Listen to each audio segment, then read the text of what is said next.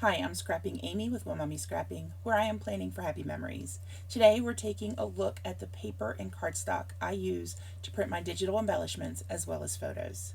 Let's get started.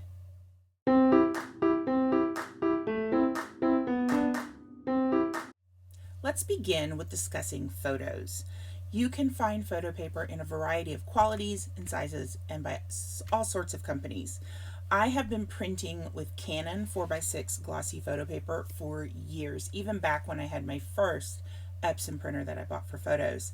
And this is all I have left. There was an amazing deal one time on Amazon, and it was you get 2,000 photo paper, and I was like, yes, get it, and this is all I have left. So now that I am back to an Epson machine, I decided I would go ahead and try their photo paper. They rate theirs along with HP. Rate theirs on a system with stars, so you can go all the way up to 5 stars. I've seen it as low as 3. My advice is to figure out what your budget allows best. I'm not getting the 5 for this because these are all photos that are going to go in a scrapbook. They're going to go behind a page protector, and you're not going to be touching it, and it's also not going to be exposed to light. So this is what I've decided to go with, and it's the same level of quality that the Canon paper is, and it will work with any machine or any inkjet machine, but that is another thing to make sure that you're getting it to match the type of printer you have. So this one even says works with all inkjet printers, which means it doesn't have to be an Epson. Glossy, instant dry, fade resistant paper, ideal for albums or sharing.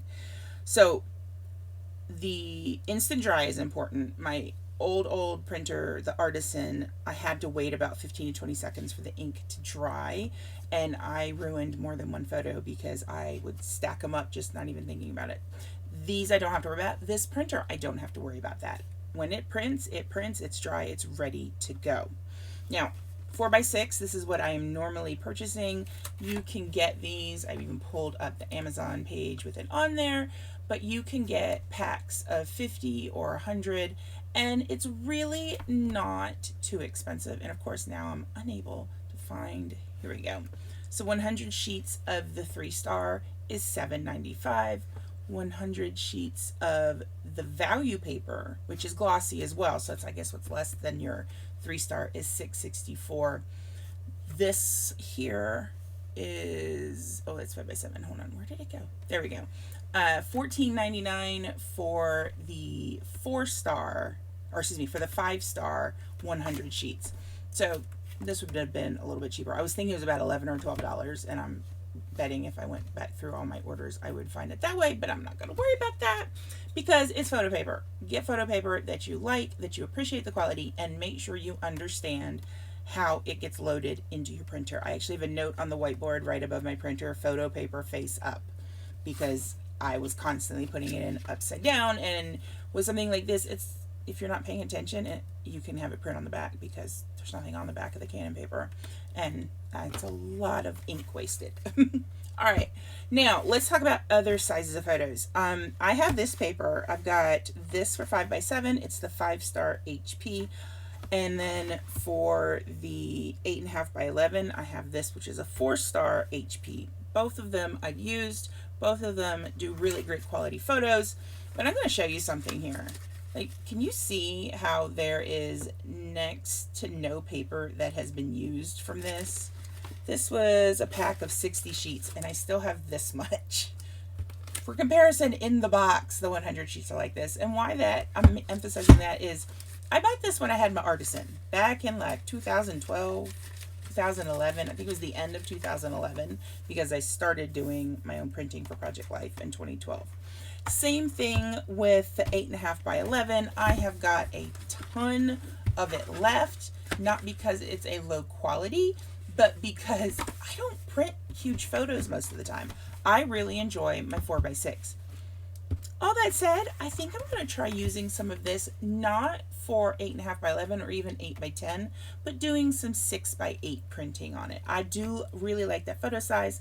The last Persnickety Prints order I placed, I had some 6x8s in there, and those have been a nice size to scrap. You get a little bit more of the detail and everything's a little bit bigger, but still it's small enough. And I can do that with 5x7 too. I mean, it's easy enough to do. But just like I said with the Epson and the Canon, these are designed to work with inkjet printers, and I will have links for this stuff down below. So there's your photo talk. Let's now talk about scrapbooking, paper, and embellishments. Next up, let's talk about cardstock. You can print your embellishments, your papers, whatever you want. You can print it on regular photo paper, but I find I get a better result both with the quality of print and with my satisfaction with the print as if I use cardstock. Let's start by talking about the cardstock that I used at the beginning and went nope. So this, I have a ton of this 110 pound 300 GSM cardstock from Michaels, and I love it. I use it, I have it in a variety of colors, and I use it often for memory books because this is what you want your spine and cover to be out of. And I did try printing on it. One, I could not print in the regular tray underneath. I had to have it on the rear feed because it's super thick. But I'm saying a lot. But I did use the embellishments, and I have cut the embellishments out, and it's not like 100% waste, but I would rather use this paper for the memory books and not so much for embellishments. So I'm going to set that off to the side. These are the two papers I use most that are letter sized. I have this 8.5 by 11, which is 65 pound 176 GSM. So it's a nice weight, but it's not going to add as much bulk, and plus I can just slip this into the paper tray underneath and it will go through just fine. The other one I use is this Nina, and it is 110 pound 199 GSM. So it's technically a little bit thicker than this. Really, I don't notice that much of a difference. I'm sure if I was doing only embellishments that I printed myself, I would probably notice a difference. The one thing I do see in it though is the color. Both of these are white. This one is just white, and this one white. I mean, they don't have like a special name, so like bright white or whatever. But when I put them right next to each other, and you can even see it a little bit on camera, this is a little warmer. The Michaels brand is a little warmer than the Nina cardstock. And this is exact index. I am not using that Nina Solar White. Oh my gosh, it cost $3 million paper. That I save for my cards. And actually, that's why I started buying this Nina, is for card bases. But you do get a difference in printing. I just went and printed out some embellishments from the digital collection by Coco Daisy, Life is Beautiful. And make sure I've got this. Yeah. This is the one printed on the Recollections paper, and this is the one printed on the Nina. And I did do some embellishments that were the same, that way you could kind of see. And honestly, I don't even know if you can tell a difference in it. I can see a difference here in the bright light. I can tell this is a little cooler than this. This one has a little bit more yellow in it because of the paper it is. I'm going to tell you, once I print these out, well, I have printed them out. Once I cut these out, they're all going to go into their own little case together, and that's it. I'm not going to be going, oh, well, this butterfly is a little cooler than this butterfly.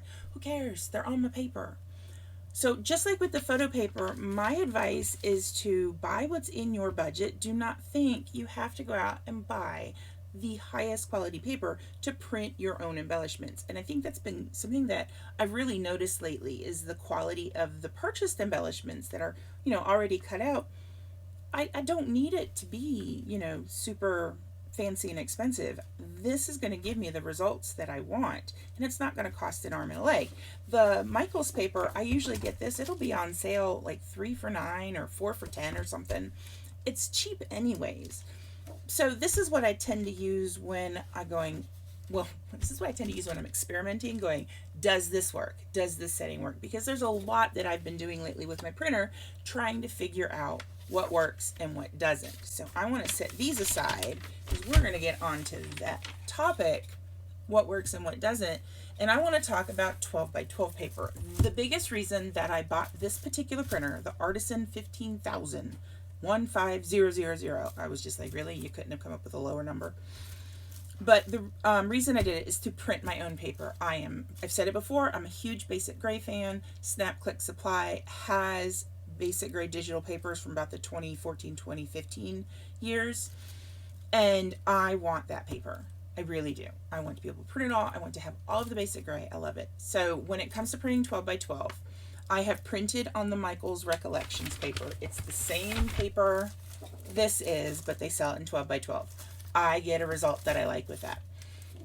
I have started though using the Close to My Heart White Daisy cardstock, and color comparison wise, so it is definitely whiter, brighter than the Recollections. Let me grab a piece of the Nina, and it is brighter than the Nina. It seems to be the same color tone, like it's the same amount of cool versus warm, but this one, looking at it in person, almost looks gray compared to the White Daisy. I really like the brightness of the White Daisy. Now, we're going to be talking about this in another episode. I print on this 8.5 by 11 because I want to cut it out. And so when I do on my Cameo, I mean, Sarah is amazing and likes to fussy cut things. It's a no-no for me. I avoid that at all costs, even rectangles if I can help it. But I started printing all of my print and cut stuff at 8.5 by 11 because that's what I needed it. I need to print it. And if I'm just cutting like a regular cut file, I could do it on any size paper. Now though, I haven't started it yet because it's a very big mind shift for me, is I can do these embellishments on 12 by 12 paper. So I could have the exact same paper that's backgrounds be the same paper for embellishments. Am I going to do that? Honestly, I have no clue, because I am likely to stick with one of these two because they are so close to each other. And I'm likely to just keep doing that. One, I'm used to it. Two, this paper can then just stay in the printer and I'm good to go. Now, let's talk about printing 12 by 12. Here's where I'm kind of going, the drawback. Because you know there's got to be a drawback to everything. Hold on, I need a sip of water. The drawback is that I have not yet figured how to print full 12 by 12 borderless. I have no doubt that I can do it. This printer that I have will print up to 13 by 19 inches. So even if I took this and if I printed it out on a 13 by 19 inch piece of paper, it would print the full 12 inches. It doesn't do it for 12 by 12. And I'm assuming that has something to do with the fact that in the rear feed, which is the only place I can put in the 12 by 12, the rear feed needs that little bit to grab onto. So I'm kind of curious, if I got another sheet of paper that's larger, if I could like tape the 12 by 12 to it, run it through, and then it would work. I don't know. It's one of those where it's going to take some experimenting, and that's what I'm enjoying, the experimenting. I'm going through a lot of paper and a lot of ink, but I am enjoying it. So it's harder to see here on this, but I wanted to show you. I was experimenting and trying. I tried I think 4 different ways, 3 different, yeah, 3. Yeah, I have the 4th one. It wasn't working, so I never printed it out.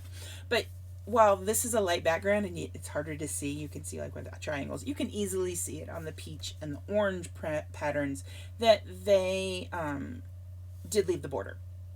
So how can I use this as a 12 by 12 scrapper? I can leave it just like it is. That does not bother me. I can trim it off and just do, let's see, I don't even know how much the little grippy edge is. It's like 3 millimeters. 2/8 or 1/8, 2/16. So okay, so 1/8. So along all the edge, it means I'm losing 1/4 of an inch this way and 1/4 of the inch this way. So I could trim it down, but when I put it then in my page protector, unless it's another page that's made with printed paper like this, you're going to see the back side of the page that it shares page protector with. The other option is to trim it down and then mat it. I do that sometimes. I will trim my paper down and I will mat it on white. If I'm matting it on white, I'm just going to leave it on this. But if I want to mat it on black or a different color, it's easy enough that I already have essentially what the guidelines are in, and I could trim it down and have it on a different color. Black happens to be what I have handy. I don't know if I would actually back this collection with black. I really like that blue though. Thinking I might have blue paper or the navy-ish blue. It's like it's almost like pastel navy. It's really, really, really weird. Ooh, I can't talk today. All right, so cardstock.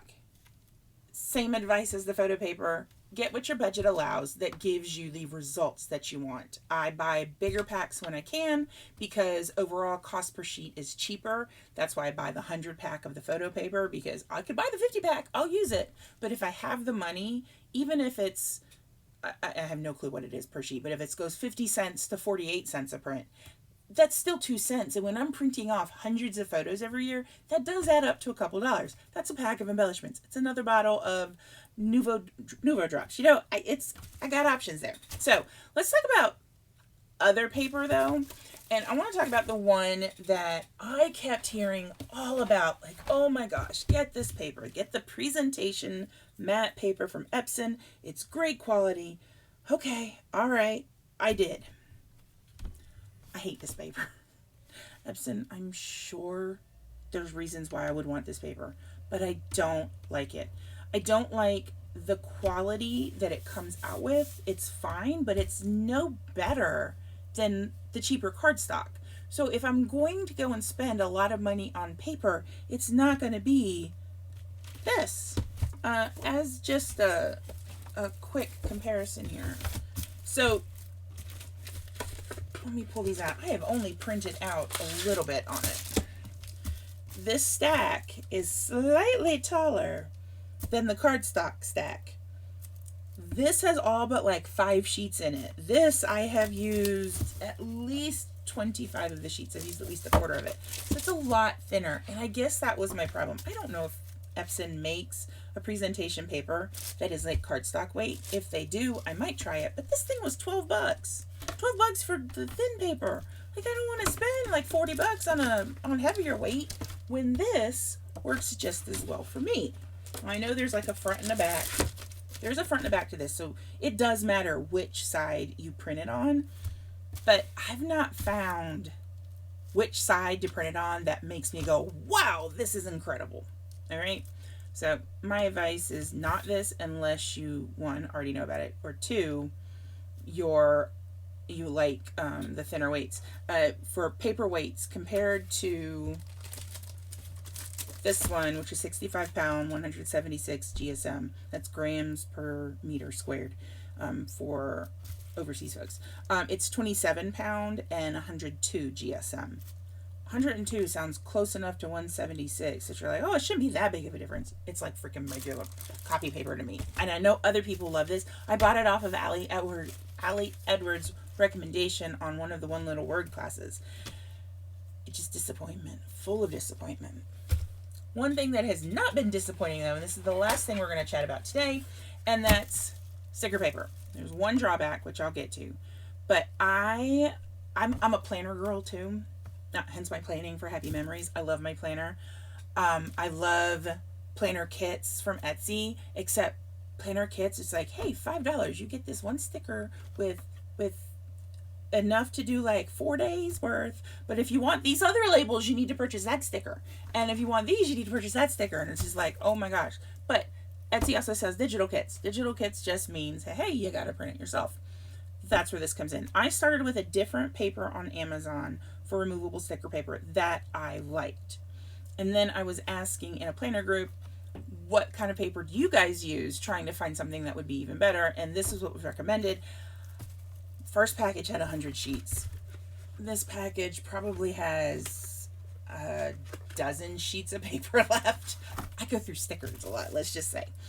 This is, I love this paper. I love that it is not as, the other paper almost was like a semi-gloss. This is definitely a matte finish, which I enjoy. And what I have found, in addition to the planner kits, and this is why I'm bringing it up for scrapbooking, and all of a sudden I'm like, which notebook is it? Is this is what I print my stickers in, my letter stickers. These are the ones I talked about in Nicole Jones 911. And this is, this whole book is, well, I got like notebook paper back there, but the label stickers, all of these, and I have all these colors, and they print beautifully. There is a little bit of a difference between this paper and the other kind, and I honestly, it's one of those things where I don't know if you can really see it on camera or not, but this is the same file. This pink is a little warmer than this pink. I prefer this pink. This is fine though. In fact, a lot of the alphabets, the first ones I used, like this one was the red, I printed off with the older brand paper. I still like it. It's not that it's not usable. I just happen to like this one better. And so going forward, I'm going to be purchasing more of this. Actually, I already have another pack of it in my supply cabinet because like I'm not going to be in the middle of a project and go, Now, for scrapbooking, I want to flip back to these labels. This is great for the tile letters. Absolutely wonderful. And the reason is it is full ink on the part that you're using. We're going to pull out, let's pull out one that you can actually see. And these are cut on my Cameo. If I want to use this for scrapbooking though, I am going to make sure that I put it on a piece of scrap cardstock. And that's because, let's see if I can show you here, you can see through because it's just sticker paper. Another thing I love is it's removable. I mean, it might not be removable forever, but within those few seconds, it's removable. But you can see through it. It's thin. It's not designed to make like those cardstock stickers that we as scrapbookers know and love. I have found adhesive-backed cardstock from one place, and that is Silhouette America. And I really love Silhouette America. I am a Cameo girl. I have only done Silhouette since the SD way back when, and they sell them on infomercials. But I'm not going to pay $8 for 5 sheets of adhesive cardstock. No. I don't even think I'd pay 5 sheets for, or $8 for 5 sheets of adhesive 12 by 12, let alone adhesive letter size. Especially when, after the thing is printed and I get on my die cuts, I look at all the wasted paper in this. This is one of those things where I'm like, okay, I want to get as many in as I can. So I pull the ones I definitely want, and then I fill up the rest of the paper with, oh, here's some leaves. Oh, let's put some butterflies. Oh, these little hearts. Oh, that one was like, I had to put it here, and I'm like, nope, that fits better over there. This fits here, and I probably could have stuck another one in at the bottom there. Didn't. Oh well, not a big deal. But if I'm going to use expensive paper that's more than $1 a sheet for 8.5 by 11, I want to be able, I need it to be cheaper than that. That's just not going to work for my budget. All right, so you've got, really quick, let's go back over what we just talked about. Here are non-photo, some sticker options. I know people like it. I don't. That's just my opinion. Take it or leave it. I'll still leave a link down below for you. 12 by 12. Wherever you like to purchase your 12 by 12 cardstock. I get mine from my friend Miranda. I will try to leave a link down below for her. This is a smooth cardstock. I have not tried printing on textured. I do adore textured paper, but for a printer, I'm a little, I don't know. We'll see. I will probably experiment later on. I would suggest go with this paper first and this photo paper first. These would be the two things I would recommend. If you're a planner girl or guy, go with this, okay? This is awesome stuff. I have made sticker kits from this, and because it's going in my planner where it's a white background anyways, it doesn't matter if it's a light colored sticker. So Sarah also has a video up for you to check out about her printing habits for supplies, embellishments, and photos. And I will be back soon for another episode of Hybrid Bootcamp. If you are not subscribed, I would love if you hit that subscribe button, ring the bell so you're notified. That's one, two. Hit the like button if you enjoyed this video, and leave a comment. What kind of paper do you print on? Do you only print photos? Do you print embellishments? Tell me what you print, and tell me what you think I should be using. If you think you've got something out of there that's better, because I am all about make it more efficient, more cost effective, and all that loveliness. So I'll see you guys later. Bye.